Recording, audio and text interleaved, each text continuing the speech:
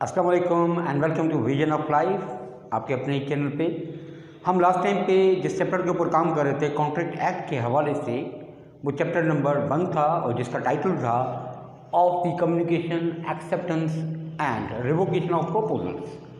तो ये बात चल रही है प्रपोजल्स के हवाले से, उनके एक्सेप्टेंस और उसको रिवोक, उसको कैंसिल कैसे किया जाता है। तो लास्ट टाइम पे हमने जो सेक्शंस स्टार्ट किया था वो 3 to 5 हमने स्टार्ट किया था। अब 3 to 5 के हवाले से ऑलरेडी हम डिस्कस कर चुके हैं कि इनकी डेफिनेशन क्या है, कम्युनिकेशन किसे हम कहेंगे, एक्सेप्टेंस किसे कहेंगे और रिवोकेशन ऑफ प्रपोजल्स कहते किसे हैं, और कब एक्सेप्टेंस जो है वो कंप्लीट होती है और कब रिवोकेशन कंप्लीट हो जाती है। ये सारी चीज़ें तो हम ऑलरेडी कर चुके हैं। अब जिस स्टेज पे हम आ रहे हैं वो है सेक्शन 6। तो सेक्शन 6 जो है वो ये है कि रिवोकेशन कैसे की जाती है, उसके तरीक़ेकार क्या होता है। तो हम आते हैं section 6 of the contract act. वो जो कहते हैं revocation how made.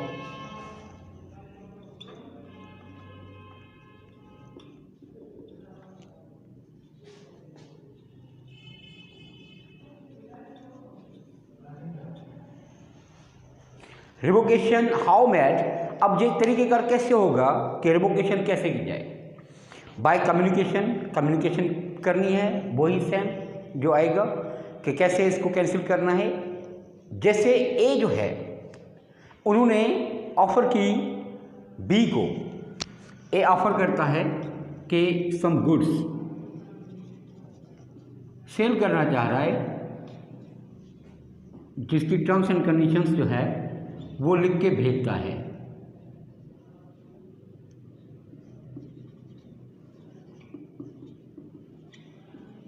To B.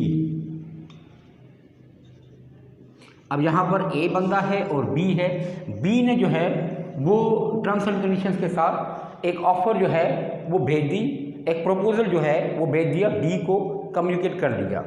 अब ए को ये प्रपोजल जो ने ऑफ़र दी है बी को, इसको रिवोक करना है। अब रिवोक को कैसे करेंगे? रिवोक करेंगे by communicating to B through notice. वो कम्युनिकेट करेंगे नोटिस देने पे, लेकिन तब तक वो इसको एक्सेप्ट ना करें। कंडीशंस क्या होंगी इसमें? Number 1,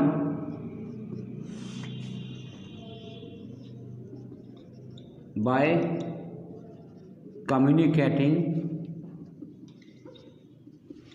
through notice. तो कैसे करेंगे? कम्युनिकेशन करेंगे थ्रू नोटिस के। किसको वो भेजेंगे? वो भेजेंगे बी को कि मैं ये प्रपोजल जो दिया हुआ है इसको रिवोक कर रहा हूँ। पहली कंडीशन ये आ जाएगी कि वो किस तरीके से इसको रिवोक कर रहे हैं। नंबर जो सेकंड कंडीशन है कि जो टर्म्स एंड कंडीशन जिसके ऊपर ए ने बी को दिया है, प्रपोजल दिया है, उसी टर्म्स एंड कंडीशंस में उन्होंने अभी एक्सेप्ट नहीं किया है, जिसके लिए मुमकिन है कि एक रीज़नेबल टाइम जो उन्हें फिक्स किया गया हो। अगर टाइम फिक्स नहीं किया गया हो तो विद इन रीज़नेबल टाइम, कि विद इन रीज़नेबल टाइम अगर बी ए को रेस्पॉन्स नहीं कर रहा, कोई भी इंडिकेशन नहीं दे रहा एक्सेप्टेंस के हवाले से, तो ये समझा जाएगा कि ये प्रपोजल जो है वो रिवोक हो चुका है। तो पहली कंडीशन क्या आ गई? कम्युनिकेशन कर रहा है ए बी को थ्रू नोटिस नहीं दिया रिवोकेशन के हवाले से। उसके बाद कम्युनिकेशन क्या हो जाएगी कि उन्होंने एक रीजनेबल टाइम अगर फिक्स किया हुआ है, इफ टाइम इज फिक्स्ड, और उसके ऊपर कोई भी रेस्पॉन्स बी नहीं दे रहा, B is not responsing, other party is not responding,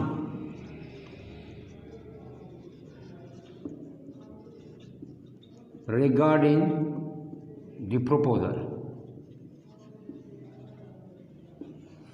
अगर टाइम फिक्स किया गया है इसी के अंदर, तो अगर time within specific time जो है वो रेस्पॉन्स नहीं कर रहा, तो ये समझा जाएगा कि वो प्रपोजल जो है वो रिवोक हो चुका है, वो कैंसिल हो चुका है, अदर पार्टी इसको एक्सेप्ट नहीं कर रही।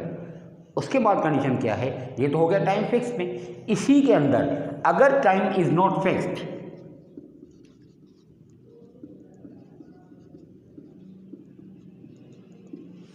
तो उस ऑफ़र के हिसाब से क्या रीज़नेबल टाइम होगा, जिस टाइम के अंदर भी अगर वो बी जो है वो रिस्पॉन्स नहीं कर रहा तो ये समझा जाएगा कि बी ने एक्सेप्ट नहीं किया और वो जो प्रपोज़ल है, वो जो ऑफ़र है वो कैंसिल हो चुकी है।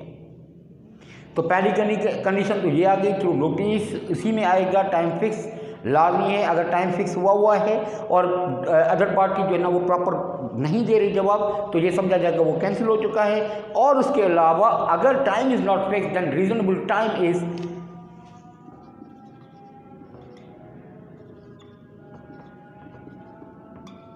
The time of contract.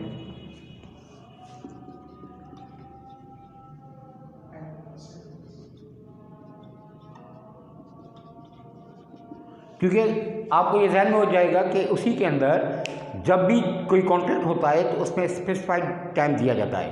तो ये कॉन्ट्रैक्ट एक्ट में एक अहम चीज़ होती है कि time is the essence of contract. अगर वो इम्पोर्टेंस है कॉन्ट्रैक्ट के हवाले से तो इसको इम्प्लीमेंट किया जाएगा विदिन टाइम। अगर नहीं दिया गया तो फिर क्या होगा, जस्टिफाइड होगा कि ऐसे कॉन्ट्रैक्ट में, ऐसे प्रपोजल में क्या होगा, कौन सा रीजनेबल टाइम है। लेट्स सपोज एक फ्रूट है, फ्रूट का कारोबार एक बार ए जो है ना वो कर रहा है और उनको बी को जो है ना बेचना है। प्रपोजल दे दिया कि इस मद में मैं आपको ये फ्रूट बेच रहा हूँ। अब वो फ्रूट ऐसा है कि जो विदिन टाइम अगर नहीं इसको सेल आउट किया जाएगा तो वो ख़राब हो जाएगा। अब ए के पास वो प्रॉपर्टी है, बी को ऑफर किया लेकिन बी ने कोई रिस्पॉन्स नहीं दिया क्योंकि उसमें कोई टाइम फिक्स नहीं था। अब रीज़नेबल टाइम क्या है? रीज़नेबल टाइम वो है जो कमोडिटी है, जो मटेरियल है, जो बेच रहा है, उसका टाइम लिमिट क्या हो सकता है। उसके अंदर अगर वो रिस्पॉन्स नहीं दे रहा तो बी सी के साथ या अदर पार्टी के साथ कॉन्ट्रैक्ट कर सकता है। इनको ये कम्युनिकेट हो चुका है कि उसने एक्सेप्ट नहीं किया है। That is the within due reasonable time, जहाँ पर टाइम फिक्स नहीं है। उसके बाद क्या कंडीशन आ जाती है? नंबर थर्ड, कंडीशन थर्ड ये आ जाती है कि अगर कोई बंदा जो प्रपोजल है ए, उन्होंने एक्सेप्ट करने से पहले और उसी अगर टर्म्स एंड कंडीशंस लिखी हुई है तो उस टर्म्स एंड कंडीशंस के साथ एक्सेप्ट करने के लिए बी अगर उनकी डेथ हो जाए या वो इंसैन हो जाए, उनकी इंसैनिटी में चला गया या उसकी डेथ हो गई, तो वो प्रपोजल जो है, कॉन्ट्रैक्ट जो है वो रिवोक हो जाएगा, कैंसिल हो जाएगा। इन केस ऑफ डेथ और इंसैनिटी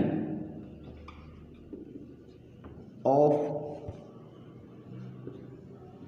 प्रपोजल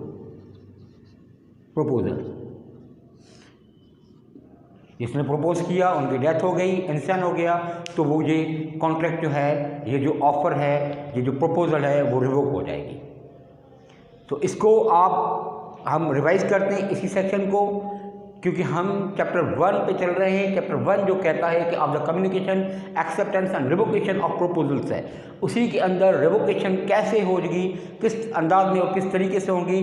तो सेक्शन 6 जो है ना वो उसको एलाबोरेट कर रहा है कि अगर ए विद टर्म्स एंड कंडीशंस जो ना गुड्स सेल कर रहा है बी को, तो ए जहाँ तो उनको नोटिस करे थ्रू नोटिस कि भाई मैं रिवोक कर रहा हूँ before acceptance, before if the offer is accepted then he can not revoke it. लेकिन अगर वो बी ने एक्सेप्ट नहीं किया तो कम्युनिकेट करेगा थ्रू नोटिस टू बी कि मैं इसको रिवोक कर चुका हूँ क्योंकि आपने अभी तक बताया नहीं है। अगर इस कॉन्ट्रैक्ट के अंदर टाइम इज फिक्स्ड और टाइम फिक्स होने के बाद other party is not responding regarding that proposal, time fix किया गया है, तो भी ये समझा जाए कि ये प्रपोजल एक्सेप्ट नहीं हुआ है।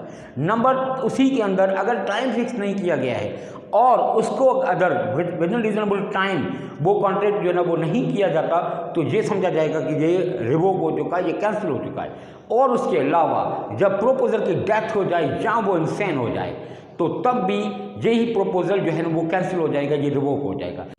और इसके अलावा जो मेन इंपॉर्टेंट पॉइंट ये थर्ड के बाद जो फोर्थ है, जो पॉइंट वो ये है कि अगर एक प्रपोजल जो है वो टर्म्स एंड कंडीशंस के साथ दी गई है, उसी टर्म्स एंड कंडीशंस के साथ अगर कोई प्रपोजल भेज रहा है बी को, तो बी ने अगर वही कंडीशन फुलफिल नहीं की विद इन टाइम, तो ये समझा जाएगा कि ये कैंसिल हो गया।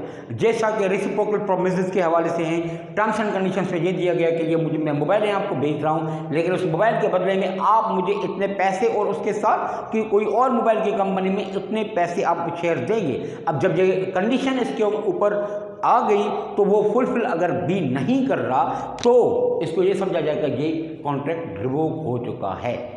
तो thank you very much for this last session. और मैं आपको गुजारिश करूंगा फिर भी कि आप हमारे चैनल को, विजन ऑफ लाइफ को, जो आपका अपना चैनल है, उनको लाइक करें, शेयर करें और सब्सक्राइब करें with your all friends. Thank you very much and अल्लाह हाफ़िज़।